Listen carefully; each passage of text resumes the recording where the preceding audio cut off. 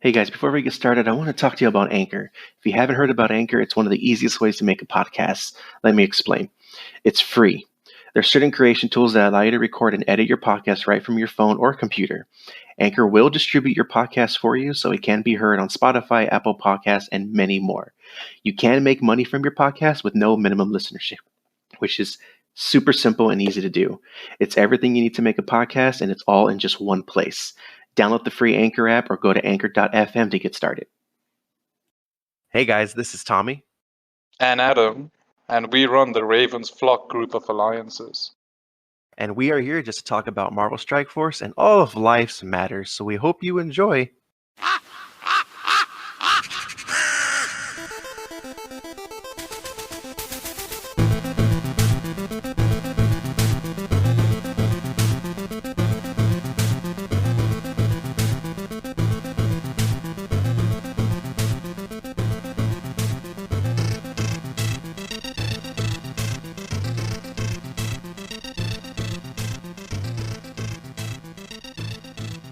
Hey guys, welcome to episode 5. I always forget the number.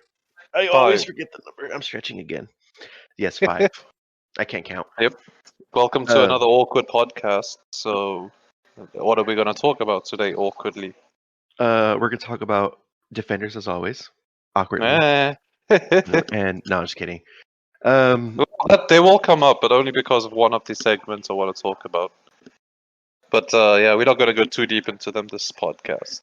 Yeah, we'll leave them alone. But thankfully today, as of last week, I talked about coffee, and I talked about beans that I had got that someone gave me. I would like to say that I got a grinder. Wow. I bought a new grinder. I finally grinded some beans. I wasn't a big coffee person, but I gotta say that ever since I started grinding beans and making them fresh, it's been the best thing I've drank. Yep. I just bought espresso grounds, about 40 ounces of it. So I have a lot of coffee in the house right now, but I need to get through. That's fair. Yeah. I have my Keurig. I have the little K cup that you can put your own grounds in and make it. But today I felt like being extra. I was like, you know what? It's podcast day. So past Christmas last year, last year, I was given a coffee maker for Christmas, and it's a Captain America coffee maker. It's nothing special, but I thought it was cool. It looks awesome. I'll take a picture and I'll have to share it for you. But it's really simple. You just open up the top. It already comes with the little filter, so you can put your grounds in there. You pour the water in the back. You put your grounds in there. Close the top. You just turn it on, and it does its thing until the water runs out. So it has like a measuring in the back with 3 lines going up. So the first line is usually like an 8-ounce cup. So cool. I like it. It's really simple. It's something fancy, but I love it. So I felt like being extra today. It's like Captain America. Let's do it. Yeah. So I have been enjoying that coffee. Do you guys get the Dolce Gusto machines from Nestle in the States? I don't even know what that is. It's you get those pod coffees. You get pods of coffee. You just put the pod in, and it pulls the water through, and then you get whatever. Oh yes. Yeah, I know what you're talking about. I don't know if we have those. No, I bought one of those refillable pods that you can use with that machine. So I'm thinking about running my coffee through that. So that's pretty cool. Yeah. Well, I am still very new to all this stuff. I have a photographer I love to follow in Canada. His name is Peter McKinnon, and he's a coffee enthusiast. He loves coffee, so he has he has all of that. I don't know the style or whatever, but where they put the filter on top of that clear glass jar, and they actually pour the water through the grounds. Yeah, I know what you mean. Like he has all that set up, and he actually sells his own stuff for it, or he helps a friend sell it. I don't remember, but yeah. So coffee. Anyway, coffee. Yeah. Yeah. Anyway, so I'm slightly awake. So moving on, let's go through the news. The 31st of July update. Let's see what's coming. July 31st. Yes, because it's August 2nd, and the days are going slow.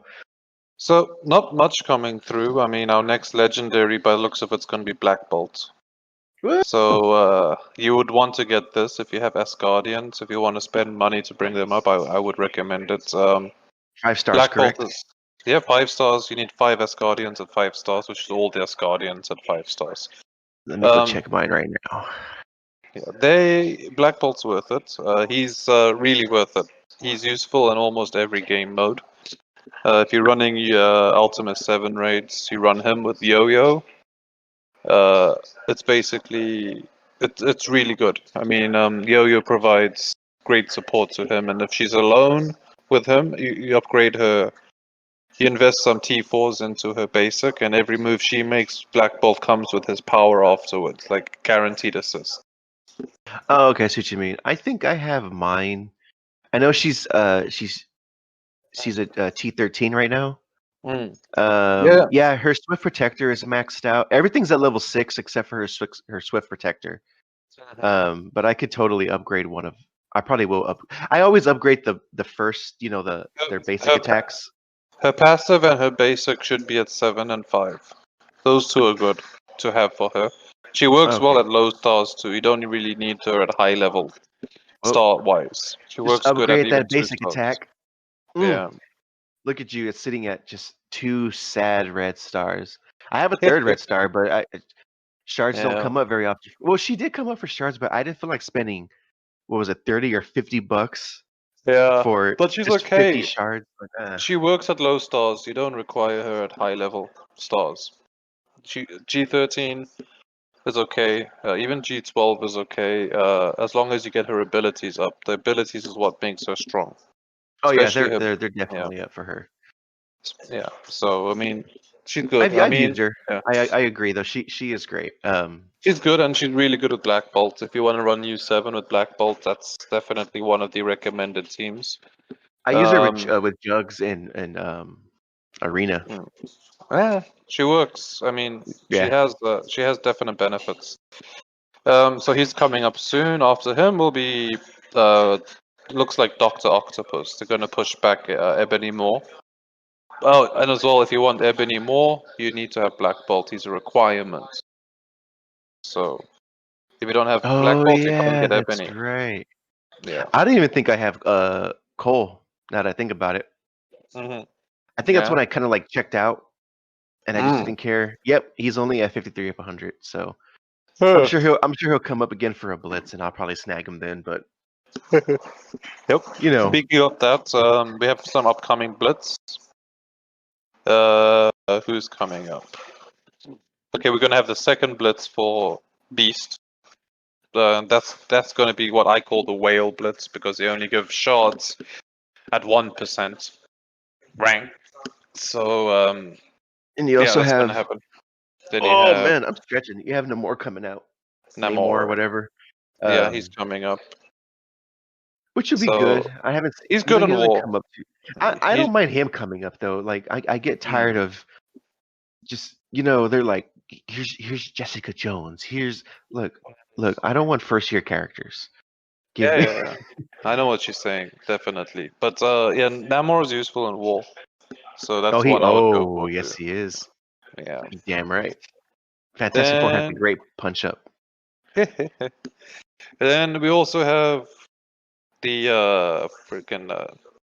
the Need a Hand event is coming up, which will give you extra double shots on hand, and the Relic Hunt. If you need superiors like SBCs and all the catalysts, that's a good event to go up to, especially tier 6 and tier 7.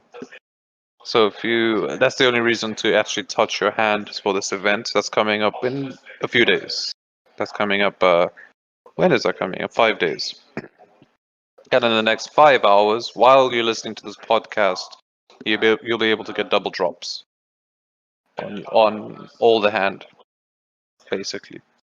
I'm just not big on hand. Hand is just no. I wouldn't touch them with anything except for this, especially if you're going to go to DD3, where you need a lot more superior gear. For example, you need 150 superior damage to upgrade Minerva to tier 14 to enter DD3, and Minerva is one of the characters you'd probably take there. Yeah, I would just for the healing. Yeah. So if you Who need would not those want to take Minerva? exactly. So if you need superiors, that's probably where that this hand event is probably what you would go for. Build them up, but wouldn't make them a priority for anything else. To be honest, don't take them to G13. Don't take them to. Don't put any T4s in them. Just put the stars on them, and do the event. That's I don't even go for the shards. If I have shards for them, surprisingly, some of them actually look pretty good with stars. But it's just what comes up when you open like the orbs from dailies. Oh yeah. I don't care for them, but so I have quite a few of them close to 300, which is funny. Yeah. But that's what I'm saying. If when you know. Yeah. They're there. So I'm not really going to worry about it instead. So besides hand and all that stuff too, we also have X marks the spot. Oh, big rewards for what was it, X-Force that are coming up? That's not really big rewards. I don't like this event. That's how they explain it. It's big rewards. That's how they say it. You know, they try to make it. They literally say unearth big rewards. Yeah, that's not really. If you go through this event, you can actually there's open up in the milestones, so you can actually check the rewards. Basically, yeah, I remember you saying they're not that great. They're not that great. You'd have to get to milestone 6. Okay, first let's go through the scoring of this.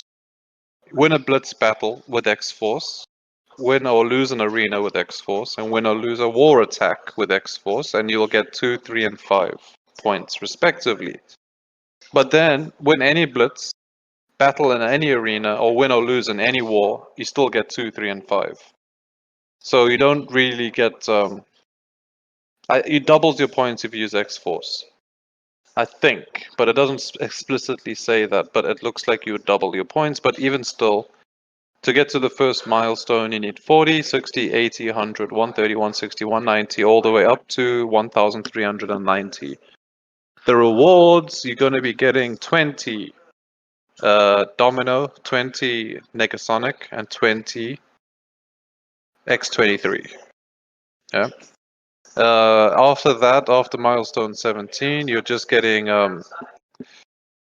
so I would say your first important if you go into DD3 to get the mini unique. It's on milestone 20. You'll get how many here? You'll get 8 chaotic ribosomes if you're going to take any mutants. The next mini unique after that, again for mutants. And again for mutants. All the mini uniques for mutants that's only available here. That's the only thing. Yeah, I don't mind the one on milestone 22 because I have Beast. So but again, are we taking Beast like mini uniques? You'd be using to take characters to T14. Tier 14. No, I totally get that, and I think everyone should. I mean, if they really want to for those characters, do it. I'm actually enjoying Beast, and I mean, if I have them and I'm not going to be using them anyone else by the time they get there, I mean, maybe, but I don't know. It just really depends, but I am liking Beast though. Yeah. Okay. But I mean, yeah, I think it just really depends because I mean that kind of gets the whole point of just doing Dark Dimension in general. I know there's some that just start the game or they've been in the game for a little bit, so they're prepping for DD1, and then of course you have the ones still getting ready for DD2 or trying to push through it right now. DD3 is a whole other level. I'm not even there yet. I just haven't wanted to be. So having DD4 coming out is it's so fast, in my opinion. Well, I mean, when they launched Dark Dimension 1 and 2 were both available at the same time. So okay, I mean, well, yeah. First of all, whatever with all your logic. Second, I don't have a second, so you kind of got me on that one. But yeah, Dark Dimension. Dark Dimension is it's a blessing and a curse. I put off Dark Dimension for so long when I first played this game. I didn't even touch any of them till I ran Dark Dimension 1 with Defenders. And by the time I actually did Dark Dimension, they were already at 400 something, 400k something. And I went through it like decent. There were some nodes that they just kicked my ass. But but I mean, I went through both 1 and 2 with Defenders. I know most don't like using Defenders, but I used them because that's what I had at the time. Would I do that again? Probably not. But they were there. So I went through DD1 with my Defenders at the time. Because I had built them up. I didn't want to take Star-Lord to level 6, because the other option is Guardians. Guardians work pretty well as well, Who was that guy that did DD2, I think it was, with the Hydra before the rework? Oh, yeah. Before the rework, yeah. I don't know if he's finished. He probably is finished now, but yeah, he was like node 2 after a month. So he was just doing it for fun, I suspect. I sure hope so. No, so with DD1, I took Defenders, and they were the team that was closest to doing it, and it took me a week to do with Defenders. And then I did the second run again in about a week. The other option, obviously, if you have forgetting all the meta teams like Asgardians and whatnot, if you are new and you want to go through DD1, Guardians is definitely a good option if you have Star-Lord. Yeah, I mean, but that's the thing. To get Star-Lord is you need Legendary, and you need to get all of the other Guardians. Well, I guess if you get all your Guardians to 6-star, getting a 6-star Star-Lord obviously is not going to be tough. I think at this point though too, for new players, it's a lot easier to get characters. When you first start, you're just like, oh man, this is a great game. Look at all the characters, and then they start slowly releasing more and more and more. And then we had to work to get those. But as new players that come in, they instantly get sorry, I'm just fixing something on my desk. They instantly get deals that anyone over a certain power level or how long they've played don't get. And they get up to 100 shards to complete a team. That happened with Sinister 6. They had a shield one. The shield one was Kaka. The only good thing in there to me was Yo-Yo. But I think it was like $24 or I don't remember, 30 for us here in the US. I don't remember, but it wasn't expensive, and it was like a good starter for people.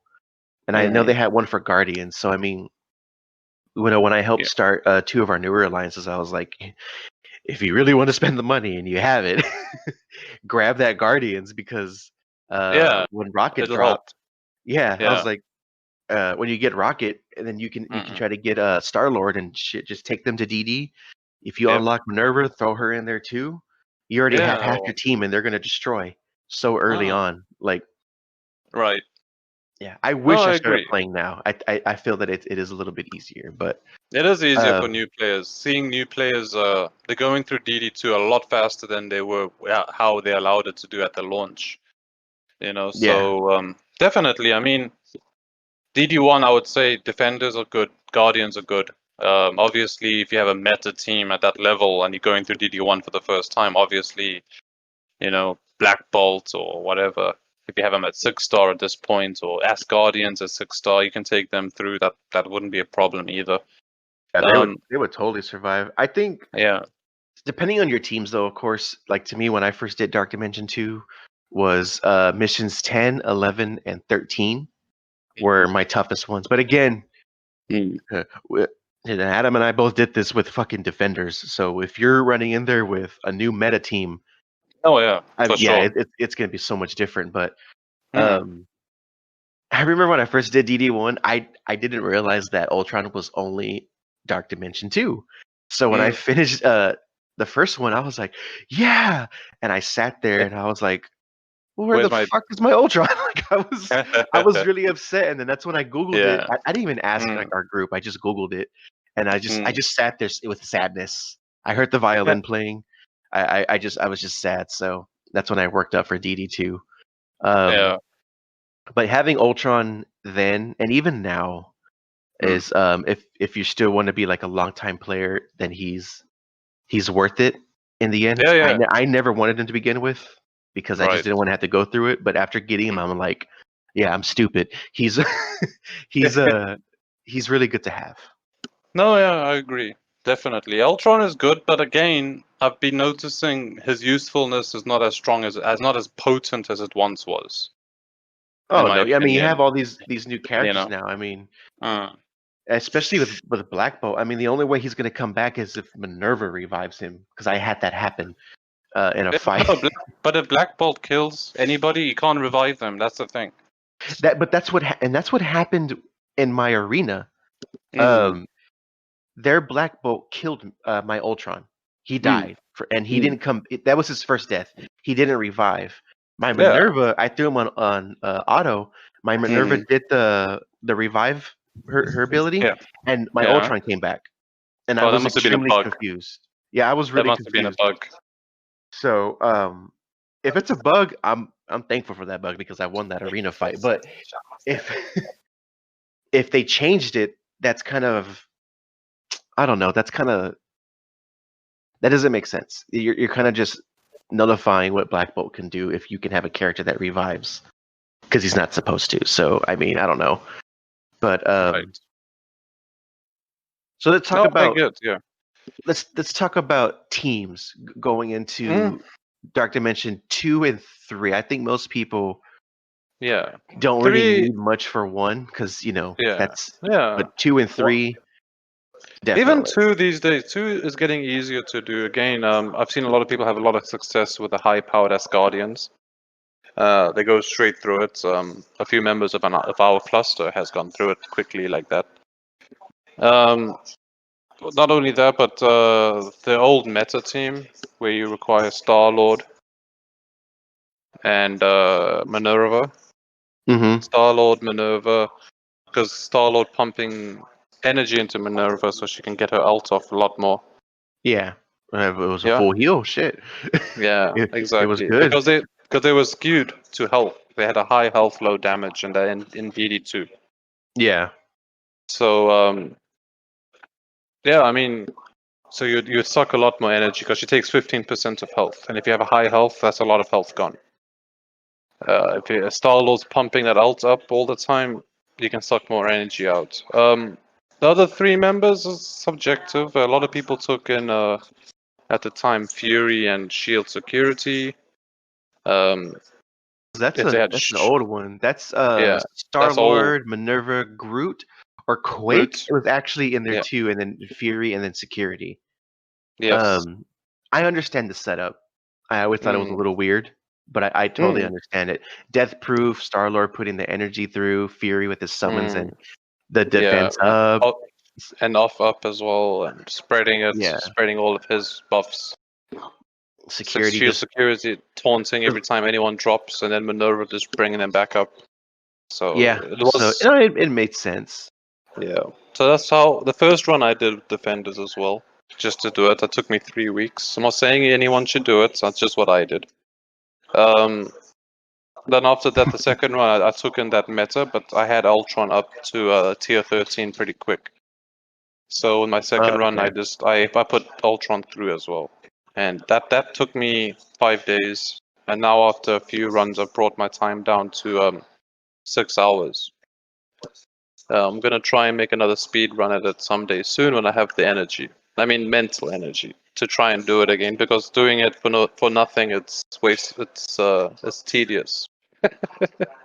I don't mind it. Like since in the States we still have some places that are going through the pandemic, so I mean we really can't do too much. So when I'm working, I have to work from home. That's kind of the whole reason why I brought that up. So when I'm working, I'll just put on my tablet, I'll do all my dailies, I'll get everything done, and I'm like, well, I don't know what else to do. So I just go to Dark Dimension and I just let it auto. And I just try out some teams and see who can survive. I have teams that I can run both, so I like to just experiment. But I mean that's really about it. There's nothing crazy. Yeah. But But Dark Dimension 2, most should be getting it. I had a few of my team actually just finish it for their first time. They have been playing a little bit slower with some of that stuff, but hey, they completed it. That's all that matters. Right. But Dark Dimension 3 is a whole nother thing. Yeah, exactly. I mean, I haven't even started it. I'm building towards it now. That's my new focus, trying to get them into T14. I've only managed to get Phoenix there so far. What most people are saying is 8. You can do it with a minimum of 8 characters. You don't have to take full. You have to start it with 5, but you don't have to take 5 of each origin. Mm-hmm. You can take. I've seen some people solo the city nodes with just Symbiote Spider-Man. And some people doing it. If you look at the high scores, people are doing it just with Carnage and Symbiote Spider-Man. So you don't have to take. Yeah, that's really scary, actually. Right. So I mean, what you can do is the 8 of them. What people have recommended is Phoenix, Black Bolt. Black Bolt is an optional, not needed, but you can take him up. Minerva, Shuri is an optional. Definitely Symbiote Spider-Man, definitely Hela, definitely Ebony Maw, Colossus, and Carnage. You take those 8 up, and then you should be able to go through it. Not quick. It's a heavy grind. It's one of those things where you do as much as you can do on that day and wait, basically. Yeah. So yeah, that it's makes not. Sense. Yeah. Yeah. I know. A few of us in the cluster is going through it now, and they've, I think, reached node 6 is the highest so far. Oh, okay. So, yeah. Yeah, I know others will probably disagree, and don't get mad at me. I am just sharing information that I have done for just looking up for different teams, because I know someone's gonna tell me something. So if you're gonna tell me something, just shut up. Not you, sorry. But I had seen, they have the global cosmic in the city, so we obviously know that portion. I have been seeing people going with the team for global of Ultron, Fury, Phoenix, Storm, and Colossus. That's who I've seen go in there. Each character with that 4 red stars and max 7 stars in general. I've seen the cosmic teams of Hela, Minerva, Sif, Loki, and Invisible Woman. And then for City, this one was weird to me. I've never tried them, so I would have to see. But it's a Defenders. Oh, we just come to Defenders all the time. It's Punisher, Cage, Jones, Iron Fist, and then it's Merc Lieutenant. You've seen that on DD3, or is that just at DD3? Yeah. Oh, okay. That's interesting. Last time I looked at that one, I had to write down because I found it interesting. I am a little curious about that City team, but that was through someone's guide. Someone made a guide with those 3 origin characters. Well, yeah, those 3 types. But the City one is what got me. I was very curious just because of Merc Lieutenant. I'm assuming because of the speed up, which is probably helpful for everyone. But I would actually like to see. Yeah, I want to see how that helps. That sounds interesting. But that's just what I've seen. I know others are going to do different things. But if you're still in Dark Dimension 2, just push through it. I mean, when I first did it, if I died, I died. I just wait for the next day. There's no rush. You get Ultron, but there's no rush. But Dark Dimension 3 was tough when it first happened, and now I'm curious to see how Dark Dimension 4 is going to go and who's going to beat it first. Is it going to be a well-known name, or is it just going to be just some random nobody that happens to beat it? Right. And I want Scopely to hopefully honor the same tradition of everyone else that's beaten Dark Dimension for the first time. The first person to do it. I would like some shards granted. Like Foxnet always did. So I hope Scopely does. I think they will keep that tradition. I don't think they will abandon that. Too many people will complain. That's true. Yeah. Just like when we had that strike. Right. Yeah. Oh, the strike that did nothing. So if anyone is new to that, there was the strike going on in Marvel Strike Force. Mm-hmm. And you mostly saw a bunch of your whale players upset because they were making things, a little bit easier, right, for people to get stuff. Mm-hmm. And a lot of them had spent money. And if I'm wrong on any of this, I apologize, but that was the sense I got from it. You know, they were upset. They spent a lot of money. People were starting to get things a little bit easier because Foxnet updated the game and made it easier, and then they got upset. This is when Symbiote Spider-Man first came out, and I remember the biggest thing was, don't buy him. And everyone was just like, okay, sure. Like, I mean, it was a weird day, and I think all we got in the end from the strike was just some free rewards. I mean, they weren't terrible. Don't get me wrong, but I don't know if it actually made them happy in the end. I really don't. Yeah. Mm-hmm. It was a weird day. It was a weird month actually. That was a whole month. So yeah, you had a lot of righteous whales. They're like, we own this game. We're powerful. We don't want this to be easy. Well, then don't spend so much money. Like, but yeah, that was a weird day. There's nothing wrong with spending money in the game. I have totally done it. Well, as an update from before, so it's. Well, the strike, I didn't agree with it completely because I felt like the strike was aimed towards not fixing the actual problems with the game, but trying to give more benefit to those who do spend money, which is fine. Yeah. But I mean, the way they went by it, it was like the problems that were fixed didn't directly relate. They were actually going to be fixed, and Foxnet had already said we are fixing these things, and then they striked over those things, and when they got fixed, it took credit. So they didn't actually, demand things that would actually make the game a little bit more enjoyable or a little bit more easy to play, Yeah, I guess you could say it's some of the ones that were complaining about it that wanted more rewards from paying were a bit pretentious. Yeah. So I mean, look, I don't have a problem with spending money. I was free to play, and I say was because you can't say you're free to play even if you went and bought. If you bought like a few cores, if you spent money, you put money to the game. That's no longer free to play. That's just, I'm just my personal opinion on it. But I have put some money in there. I mean, recently I had just bought Beast.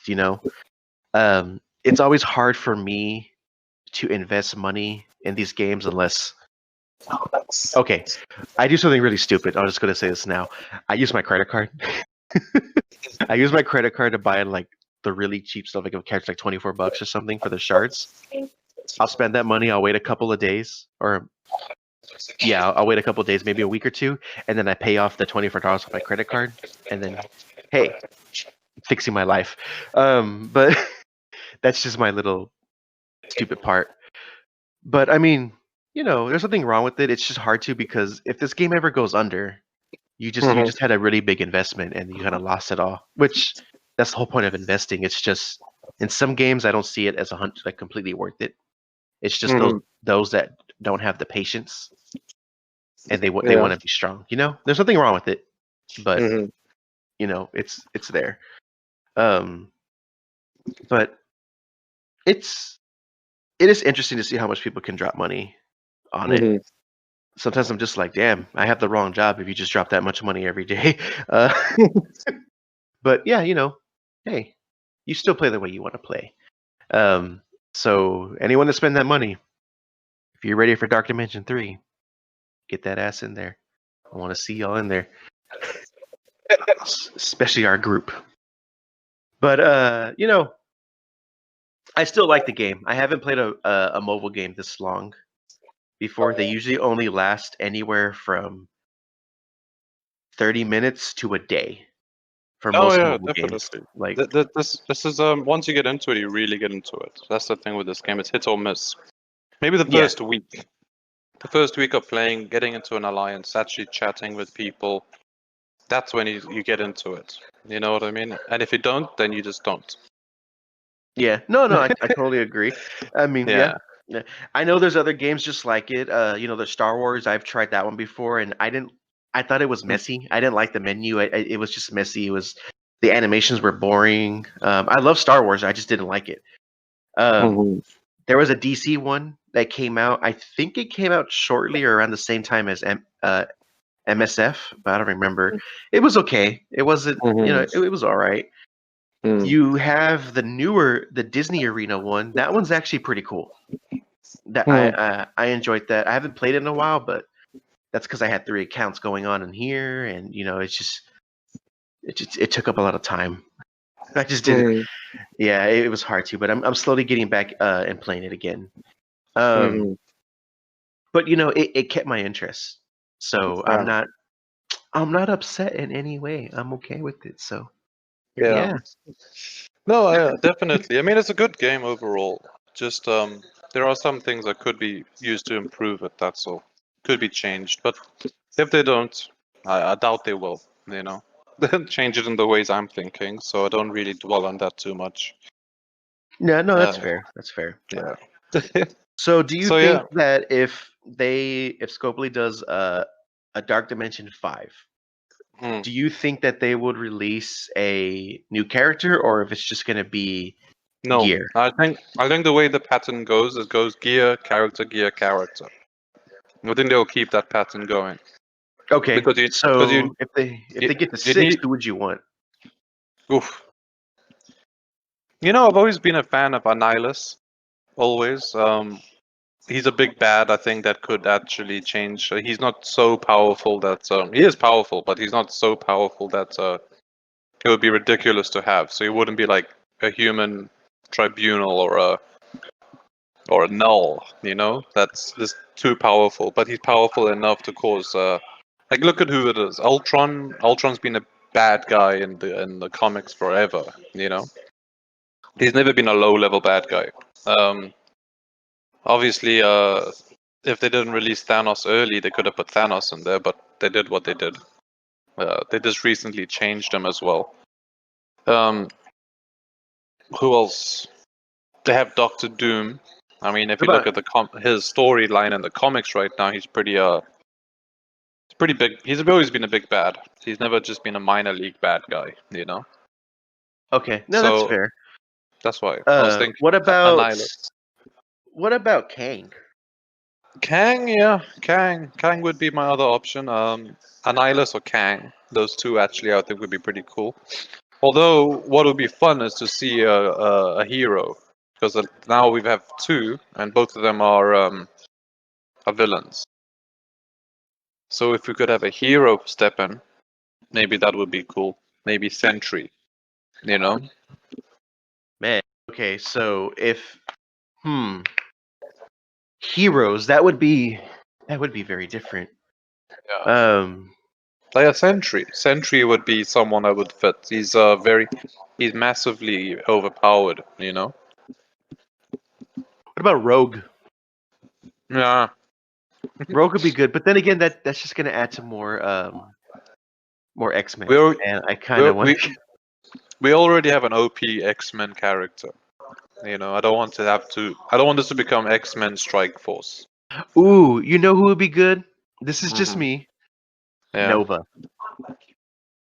Nova would be good, but I don't think as a Dark Dimension. I don't know if he's like Dark Dimension characters. They have to be OP and OP for the next year.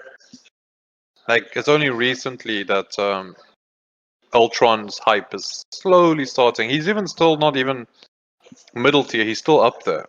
He still has a lot of uses. He's just not as enticing as he once was. But I mean, it took time. And when Doctor Doom comes, it'll take time for anyone to try and counter him or anybody to whatever, Well, depending on what he is. So yeah, but Doom might be a different mechanism. Maybe he counters Black Bolt. Is what I'm saying. I see. Okay. No. That's a good point. So if we're gonna release a hero, in DD6 potentially. It would have to be I don't know who else, but Sentry. Sentry's pretty up there. If he's not going to go with another X-Man, another mutant, Sentry would be the one I would pick. Yeah, Scopely's just gonna be like, I wonder who should put in there. We're just gonna get fucking Beta Ray Bill.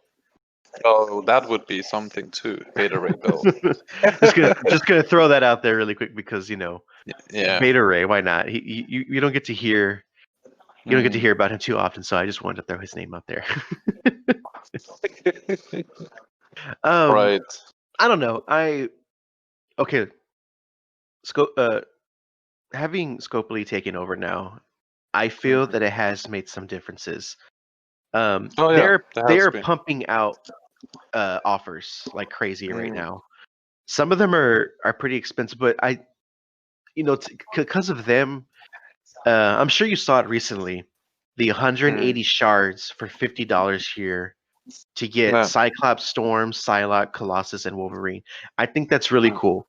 I'm not going to spend $50, but I think that's really cool. But see, like, they even have the Guardians team. The 100 shards for Rocket, Groot, Gamora, Drax, and Mantis for $24.99 here. Yeah, right. So, like, that's what new players are getting before they open this up for everybody. And that's what I mean. That's what they did with Sinister Six too, and the Shield team. They're pumping out these deals, and it's helping them. And I don't mean this as a complaint, but it's kind of cool that they're giving them the chance to get these characters because they know people want more characters. They want more options when they're fighting in raids, campaigns, war, and then your legendaries. So I have to say that I haven't hated their takeover yet. No, they're doing well. I mean, the thing is, like I said last week, is that Scopely bought Foxnet, Shell and Core. They bought everything, including the developers. They didn't just buy the name and the licensing. They bought everything. Okay.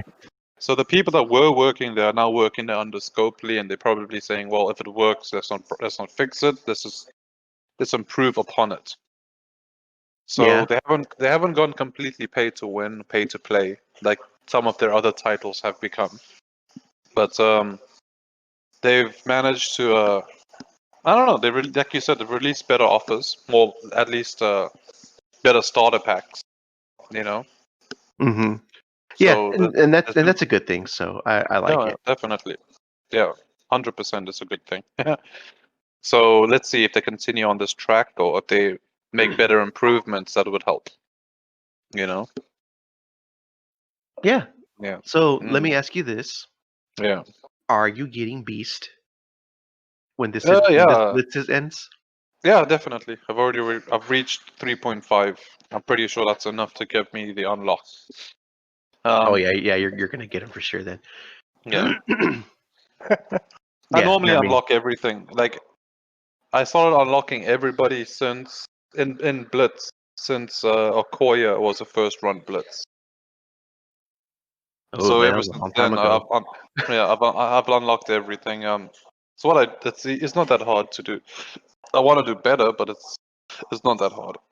So, no, it's not. When you have multiple teams and you have the power, I mean, really, as long as you get to like right under a mil, once you finish the 14 milestone, once you get to under a mil, you're gonna unlock a 45 shard character, no problem. So no, you get 21 from the milestones. Under a mil, when you get your 15. That's something else we should talk about, the inflation of the Blitz, of the current Blitz. Was it just that? I thought you would still unlock a character even being under a mil. No, you need 21, or you need 23 shards. Well, 24 shards. Then I guess I was off on that completion. Yeah. My bad. Okay. You need to get about 2 million. But again, that's another topic we can talk about. I mean, an overinflation of how much score you need. Well, it's going to be changing soon anyways. Yeah, but I mean, even that, because they haven't changed the core mechanism. It's still dependent on everybody just going as far as they can go. Yeah. And then they're taking the percentages of that. And That's driven by opinion. Most people will look at the blitz predictions being released, and they will push to that, and then they'll push beyond because they don't completely trust it, but they won't. They'll keep pushing, and that's why we're having crazy scores like a million, like 100 million for top spot. Yeah, that's driven by that. That's so. I mean, yeah, okay. Because if you look at it, and if every single player collectively decides to not blitz, and to blitz to 1 million and stop, everybody will get, to get top spot and everything, they'll start to lower down. Yeah, I mean, you will get the odd person that'll keep pushing, but even then, like getting 10, 20 million, Yeah, no, that makes sense. It's pushed by popular demand. It's not pushed by any game mechanism. Oh, it definitely is. Any time a new character comes out, as soon as you finish that 14 milestone and you start pushing for anything, oh, you see the numbers. they start going up. Yep. When it's common characters. Oh yeah, for sure. But even those even those, like the last blitz prediction for Night Nurse was like 30 million. Well, like who would push to 30 million for Night Nurse? You got me. I don't got anything on that one. That's just weird to me. But I mean, with the change to Blitz that's coming out, I'm just not happy with it. Like, I understand they're trying to free up our time. Look, to complete your dailies straight through, takes just a little over 15 minutes. It doesn't take long, and I only say 15 minutes because you gotta wait for your arena to refresh, unless you use the cores. I usually save my cores, but it'll take anyone 15 minutes, a little over. If you're refreshing arena with your cores, then you're gonna be done. It doesn't take long to do dailies, and that's what gets me with some that just that take forever to do them. I'm sure they're busy, but it doesn't take long. So I'm not sure why they think that we need more time. Because our dailies are our main things. Once we're done with our dailies, we're like, well, I guess I'll wait to raid start or war.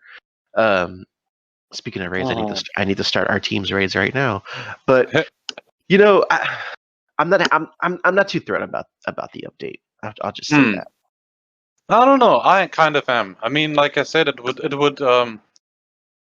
would stop these wild blitz predictions, because no one will hit 100 million if they're going to limit the amount of if they're going to extend the time between blitz.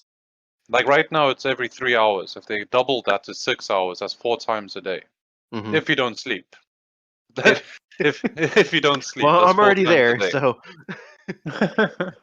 So I mean, if you're gonna do it 4 times a day, 4 rotations, you don't want to spend anything, like any refreshes or even cores or whatever. You just want to do the free ones.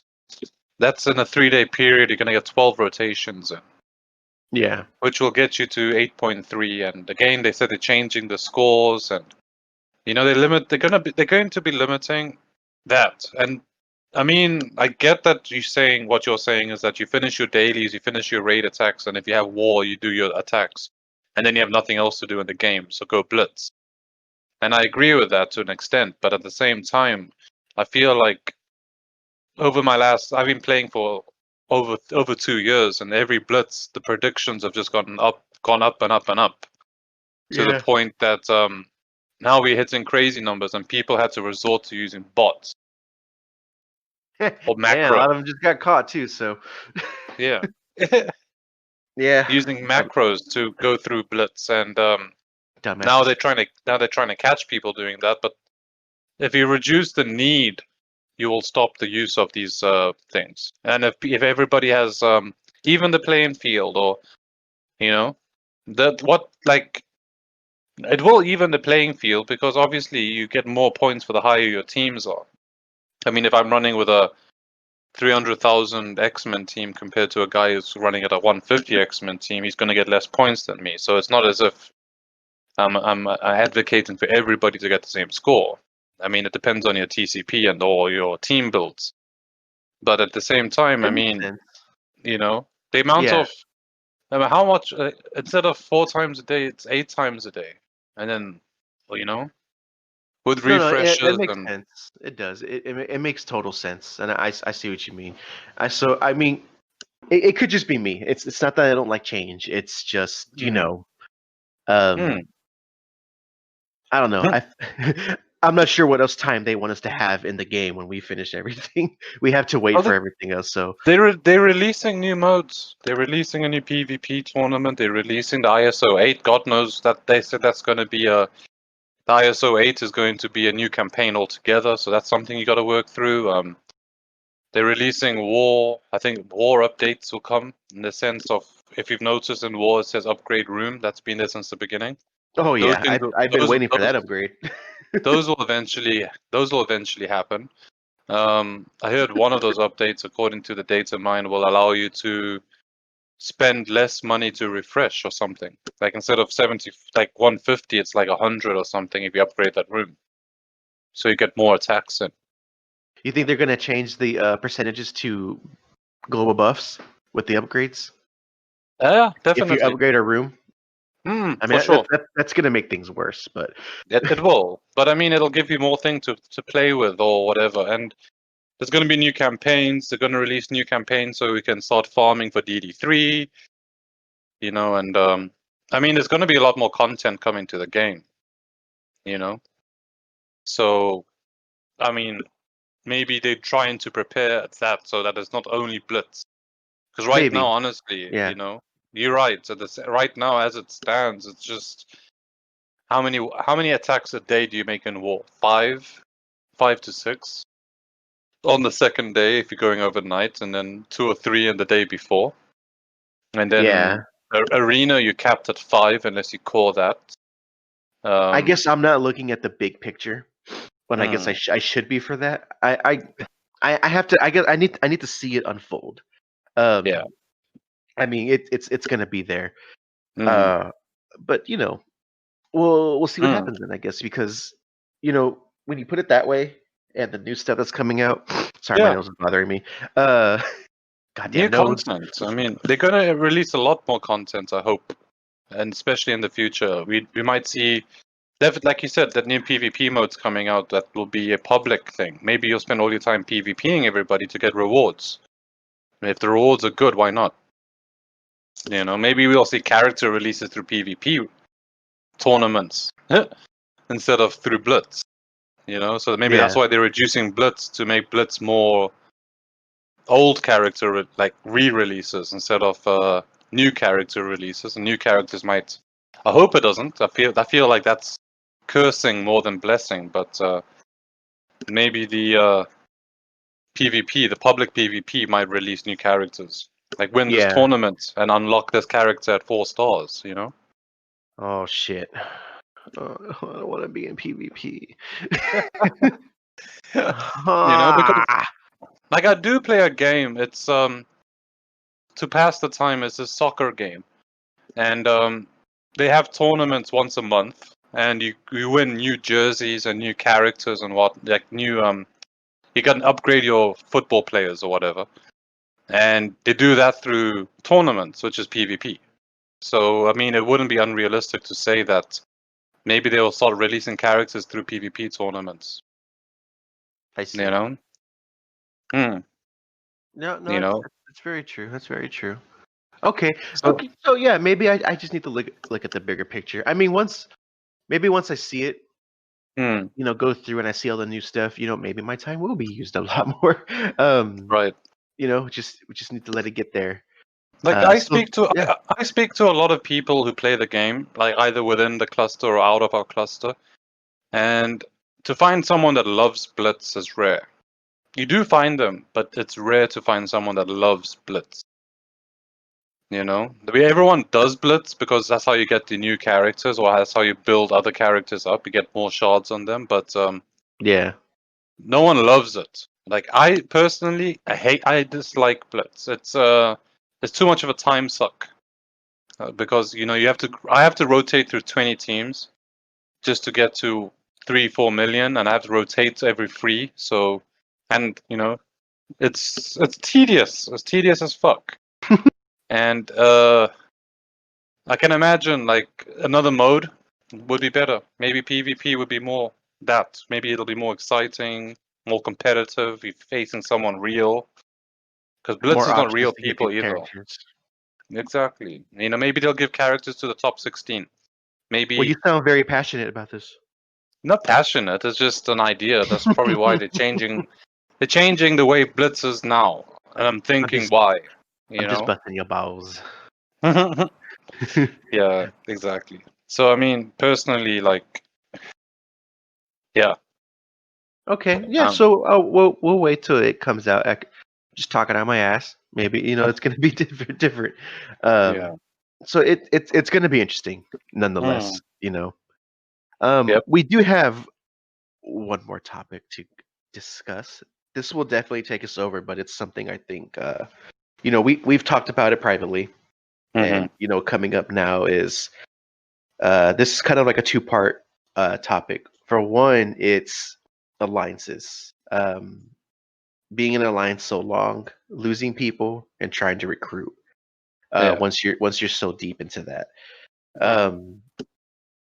it's a lot easier to get people when you're brand new. Well, okay, there's so many new people, is how I should put it. So if you ever start a new alliance or and anywhere in that realm, I'm not going to list all the reasons, but anywhere in that realm, you're going to find people. But once you start hitting that 3 mil mark and higher, your Ultimate 7 is pretty much now the new normal. For the raids, it's it's demanding now. Everyone is getting more picky, and when you're 3 mil and higher, I understand you want those T4s, you want you want higher rewards. Yeah, for sure. It's getting harder to find people. They are out there. They're looking.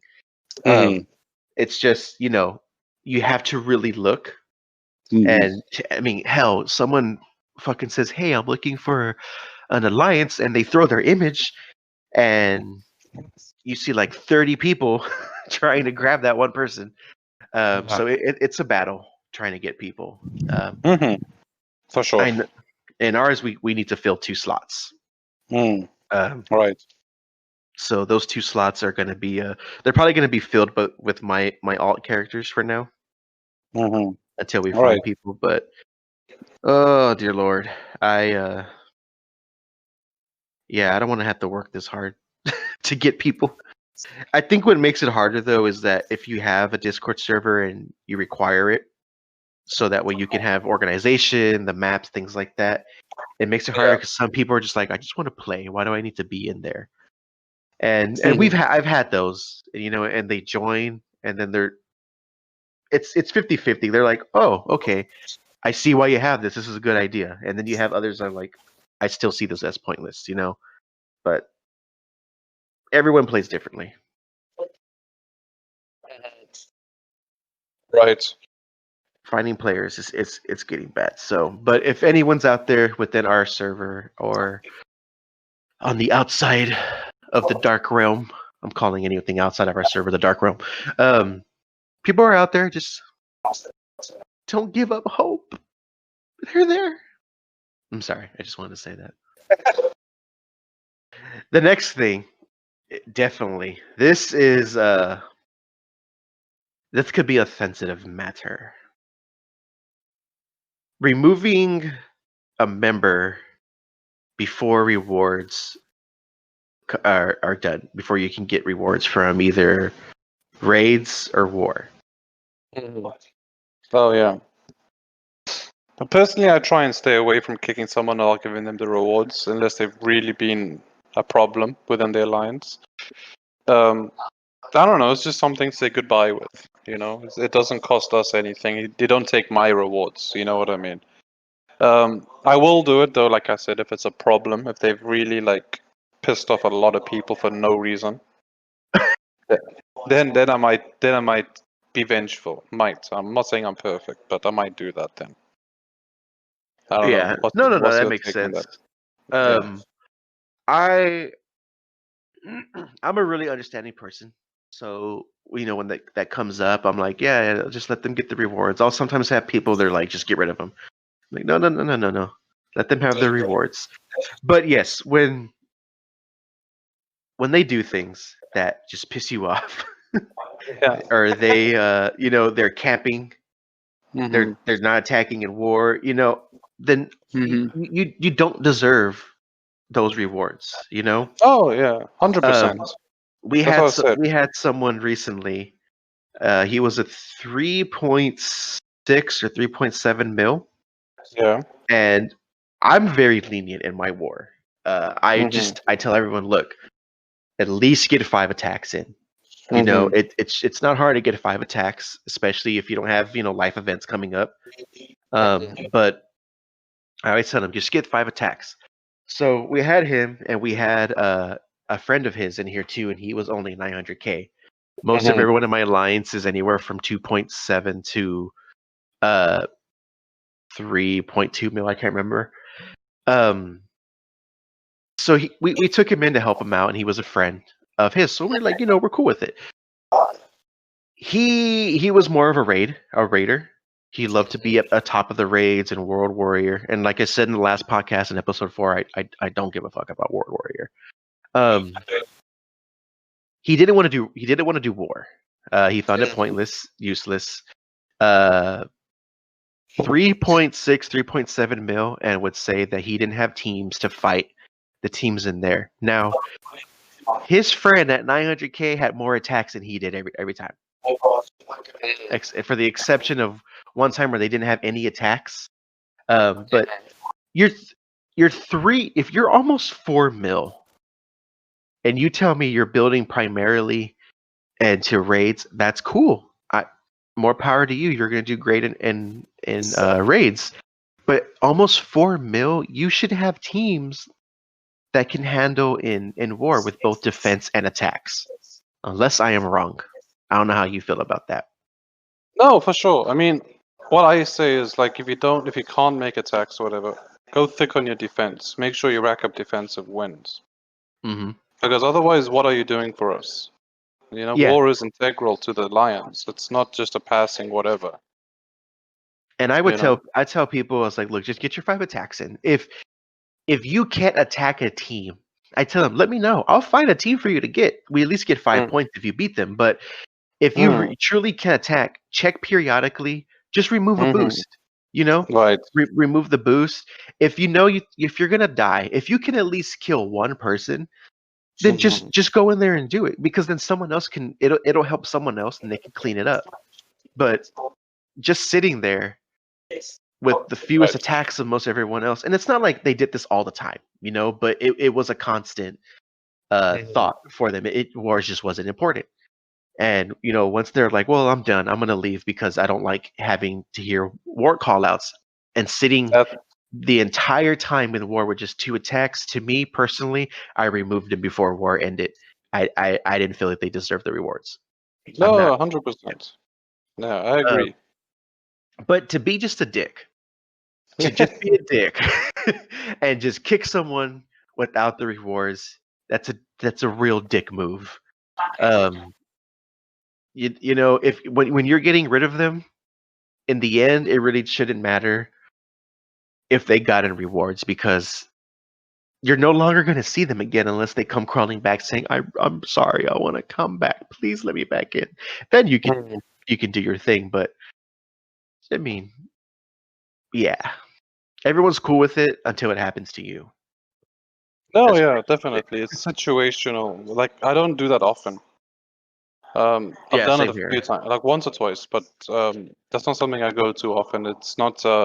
You will you end up building a bad rep because people talk. And be like, oh, they kicked me before the season, and then everyone will be like just looking down upon us, like, oh, you guys are just totally yeah. And see, and what I do is I screenshot all the messages that I have with someone. So in case they try to delete something or the block and they hide them. Because if I hear like, well, aren't you the one that did this? The talk bad is like, no, hold on. Let me show you why. I have that shit saved, because I've had to do that before actually. Oh yeah. For just the flock, just for our server engine, just the flock. They're like, well, I heard you guys kick. Like, no, hold on, who was that? And they'll say why. I'm like, I got the fucking messages. Hold up, and this was like long ago, but it has happened once. You know, if you're a cluster and you recruit a lot and you have a lot of people, you're gonna be seen often somewhere. Right. You know, it's inevitable. So, yeah. I don't know, but some people just deserve they don't deserve rewards. I can't stand people camping raids. Hell no. Yeah, that's something that's horrible. I don't abide by that either. When you join, do it. Don't join, sit and wait. If you don't want to do it, don't do it. Wait. And I know there's some that'll join, and then something comes up. They're like, "Oh shit!" and they close out the game. That's cool. Usually they'll come and tell me like, "Hey, this came up," or it'll be like halfway through, and they're like, "I'm really sorry this happened." I'm like, you know what? It's cool. You know why? Because you fucking communicated with me, bruh. Oh, I just said, bruh. I don't like that at all. So, but yes, communication is key, especially in this game, whether you're in Discord or not. It's important. It's important. Oh, how needed it can be. What I do hate though is if you remove anyone removes somebody, and that person that got removed messages me.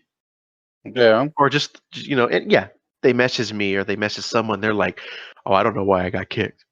Well, they said this, but I did all my things, and I'm like, I don't tell them this, but I'm thinking, okay, if I search all of our messages and I ask them for proof, and you're lying to me, you are never coming back in this group.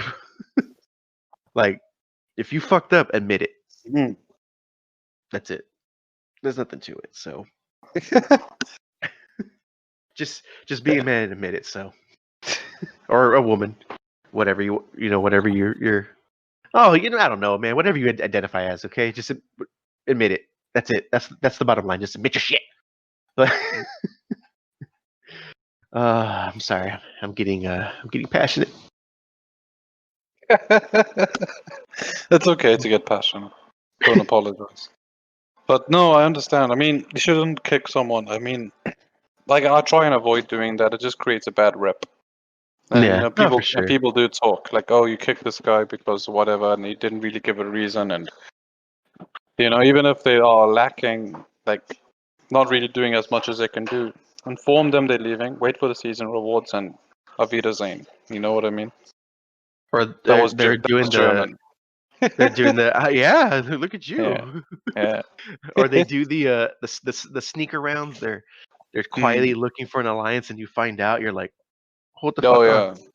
I've seen that so many times in global. Yeah, man. Once I snag these rewards, I'll join you. Like, nah, you're not gonna get shit. Bye. I've seen that so many times for us. Like, nah. Get the fuck out of here. But yeah, so I mean, it happens. This was a very.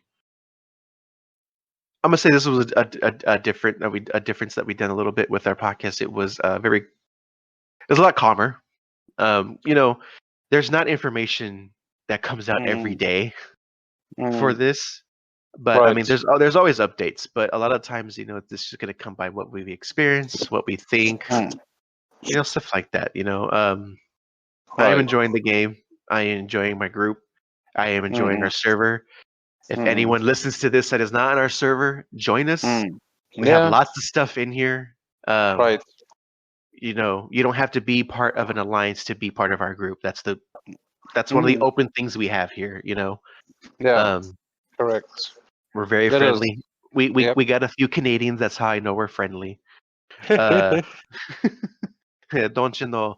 So, that sounded terrible. I'm sorry. So. Yeah, join us. It's fun. Anyone that's in our group now, they already know. If they want to quit playing or they join another alliance, we're not hateful.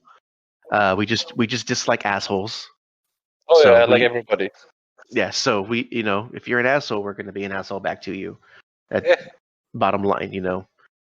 Don't go cry wolf like what happened yesterday. Right. I'm not gonna talk about that right now. That's more of a server thing. But yeah, join us. We have a lot of interesting people here, knowledge and fun, and just exactly. We're cool. We try new things, So yeah. So for the next podcast, I don't know what we're going to be talking about. It depends on what's coming out. Let's see what the news brings. There's always a news drop date, so let's see if there's anything different coming about. I would like to hear from others. Anybody. If you wanted to talk about other stuff outside of Marvel Strike Force, it's possible. We just need feedback. Exactly. Positive feedback. I don't mind talking about just other games. I don't mind talking about random life shit. Just give us some stuff, and I'll research and talk about it. Even if I don't know anything about it, I'll find out about it. I'll learn.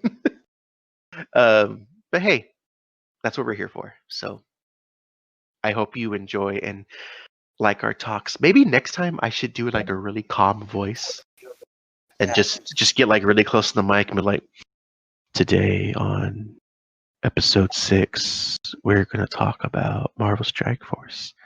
See, how did that sound weird? A little bit. I'm like whispering in your ear, right? Like it was more.